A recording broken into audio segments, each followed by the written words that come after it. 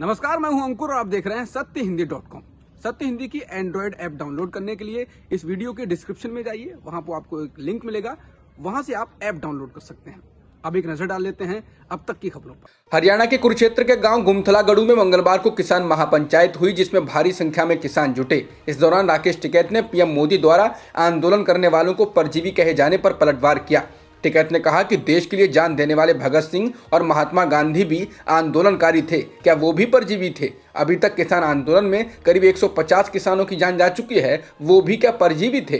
किसानों को संबोधित करते हुए टिकैत ने कहा कि सरकार किसानों को क्षेत्र धर्म के नाम पर बांटने की कोशिश कर रही है, लेकिन हमको एकजुट होकर रहना है। अगर एकजुट रहे तो मैं आश्वस्त कर सकता हूं, जीत हमारी होगी। पिछले 24 घंटों में सिंघू और टिकरी बॉर्डर पर 3 किसानों की मौत हो चुकी है। सिंघू बॉर्डर पर 2 किसानों की मौत प्राकृतिक कारणों से हुई, जबकि टिकरी बॉर्डर पर रोहतक के दीपक की मौत दुर्घटना से हो गई। सिंघू बॉर्डर पर जान गंवाने वाले किसान हरिंदर सिंह 39 साल के थे, वो हरियाणा से थे, जबकि दूसरे किसान पंजाब से रहने वाले दर्शन सिंह थे, उनकी उम्र 71 साल थी। पुलिस का कहना है कि सिंघू बॉर्डर पर अभी तक 19 किसानों की मौत हो चुकी है। कृषि कानूनों के खिलाफ हो रही किसान महापंचायतों के कारण पश्चिमी उत्तर प्रदेश का सियासी माहौल तेजी से बदल रहा है। इस इलाके में असर रखने वाली राष्ट्रीय लोकदल यानी आरएलडी के किसानों के समर्थन में खुलकर उतरने के बाद कांग्रेस भी किसान महापंचायतें करने जा रही है।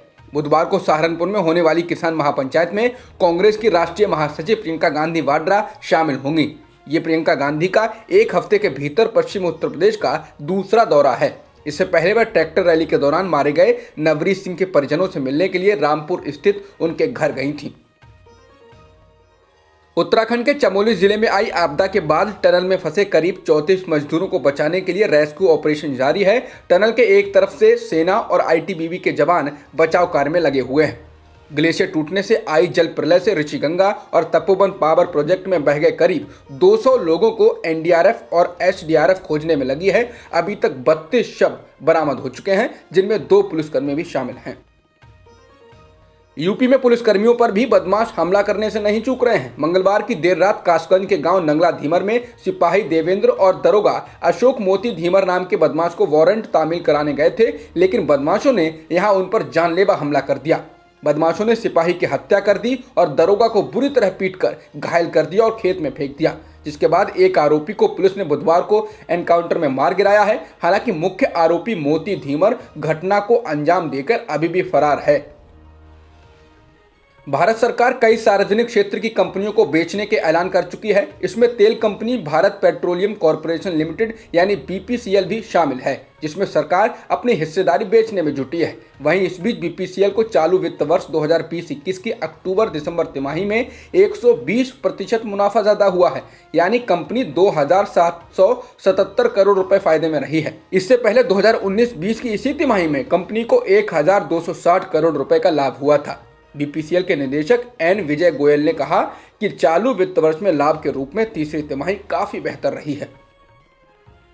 भारत में एक दिन में 11,000 से अधिक कोरोना संक्रमण के मामले दर्ज किए गए हैं और 94 लोगों की मौत हुई है। इसके साथ ही भारत में कुल संक्रमितों का आंकड़ा 1,08,58,000 के पार हो चुका है और मृतकों की संख्या 1,55,000 के पार हो गई है। फिलहाल एक्टिव मामले 1,41,000 से अधिक हैं। इसके अलावा अभी तक 66,11,000 से अधिक लोगों को वैक्सीन लगाई जा चुकी है। पिछले 24 घंटों में दिल्ली में कोरोना से एक भी व्यक्ति की जान नहीं गई है। लगभग 9 महीनों में ऐसा पहली बार हुआ है। इससे पहले 11 मई को दिल्ली में इस वायरस से किसी की मौत नहीं हुई थी। वहीं अब दिल्ली में 1052 कोरोना से संक्रमित मरीज हैं।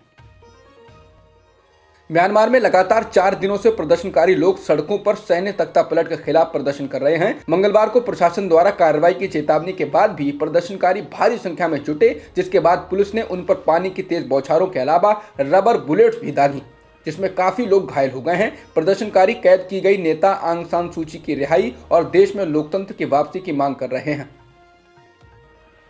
अमेरिका के पूर्व राष्ट्रपति डोनाल्ड ट्रंप के खिलाफ सीनेट में दूसरे महाभियोग की सुनवाई शुरू हो चुकी है। ऐसी कार्रवाई का सामना करने वाले डोनाल्ड ट्रंप पहले पूर्व राष्ट्रपति हैं। महाभियोग के तहत उन पर चुनाव के परिणाम को पलटने के लिए 6 जनवरी को अमेरिकी कैपिटल यानी संसद भवन में दंगा भड़काने का आरोप लगाया गया है। वहीं अमेरिकी सीनेट का मानना है कि पूर्व राष्ट्रपति ट्रंप का दूसरा महाभियोग संवैधानिक है।